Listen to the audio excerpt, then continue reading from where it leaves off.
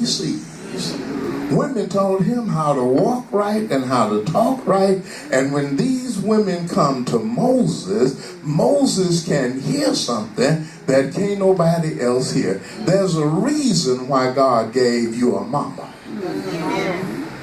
And there's a reason why when what nobody else thinking about you, your mama was saying. I know you are a macho man now, but you know that if it had not been for mama, you wouldn't be the man that you are today. And so Moses knew how to listen to him. Nothing in Israel's history, nothing in the culture of Jews prepared Moses for what he was confronted with.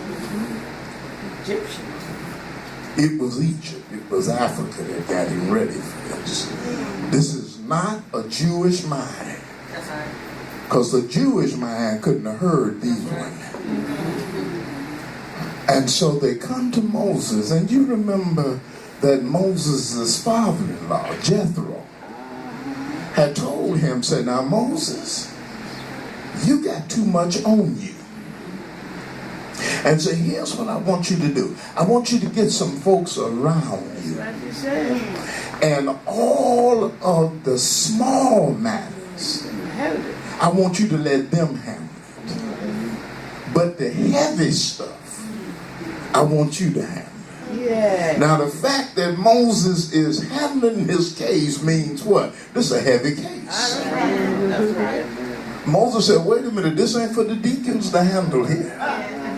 This ain't no trustee matter here. I can't turn this over to the Sunday school. This is heavy stuff. I got to handle it. Not only do I have to handle it, it's too heavy for me to handle. What these sisters just told me, you got to know when she done put something on you that you can't handle.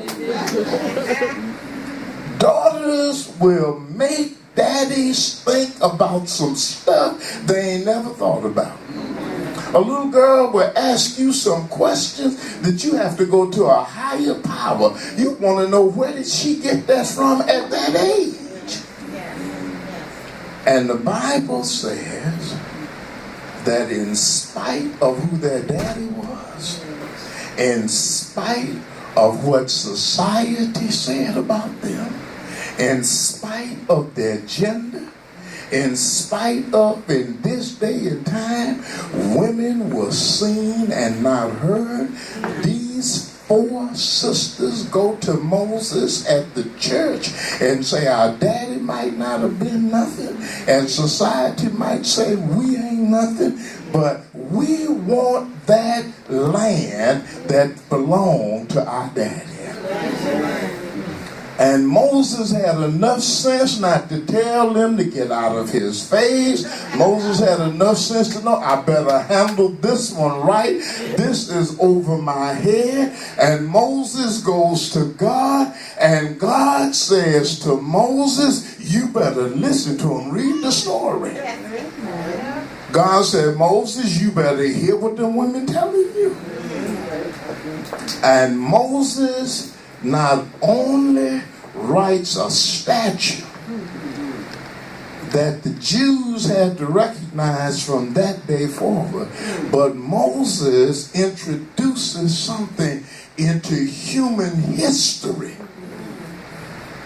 See, we don't appreciate Christianity because we just so busy dealing with church that we done forgot who God is. We've forgotten what God said after creation. We've forgotten that God gave us some stuff in this world that the whole world listens to now. There's a dramatic shift in the way that wealth and possession in every society and in every economy is dealt with from here on. These women change the entire way we deal with land and money when it comes to passing stuff on. Well, what's the shift? Here's the shift. They said it ain't about birth, it's about death. Man. Work with me. Y'all ain't hanging. Yeah. I'm taking my time and y'all ain't keeping up. Yeah. They said it ain't about where we were born. It ain't about where we lived. It ain't about how good daddy was. All right.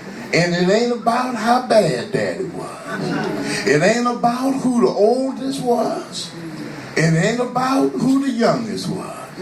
It ain't got nothing to do with living. Yeah. It's got everything to do with dying. Yeah. And daddy might not have lived right, but he sure died right. All right. Daddy might not have done much while he lived, but when he died, I got some stuff coming. Yeah. Not because he lived, Yeah. but because he died. Come on, work with me. Yeah, come on. See, I'm so glad that the scripture says, Uh-huh. not because of Christmas. See, just because Jesus was born, that didn't get my job done. Yeah. I didn't get what I have today because he was born in Bethlehem. See, it doesn't make any difference whether he was born in December or April. That's not why I have what I have. It ain't about whether he lived 2,000 years or 3,000 years. I'm not walking and talking because of his birth. Right. Doesn't matter whether his mama was a virgin or a street walking prostitute. It don't matter where he was born, how he was born. I don't have this joy because of his birth, but because he died. Because he died, then I am an heir and a joint heir. I have a right because he died for me. I have a right because he hung his head on Friday. I have a right because he paid it in his death and made me an heir and a joint heir. Now I'm walking and I'm talking because he died. I'm living and I'm breathing because he died. Not his living, but his dying. And when it's all over, I don't want the death to be in vain. I'm waving my hand because they nailed his hand. I'm dancing because they nailed his feet. I have joy because he had sorrow. I have strength because he became weak. And I have life because he died. Yeah. Hallelujah. And my song and my faith is because of Calvary. Yeah. And I don't care what anybody says. I will always thank God for Calvary. Amen. These girls said it's because daddy died. Not because he lived or the order that I was born in. All of us need to thank God that daddies have daughters too. Hallelujah.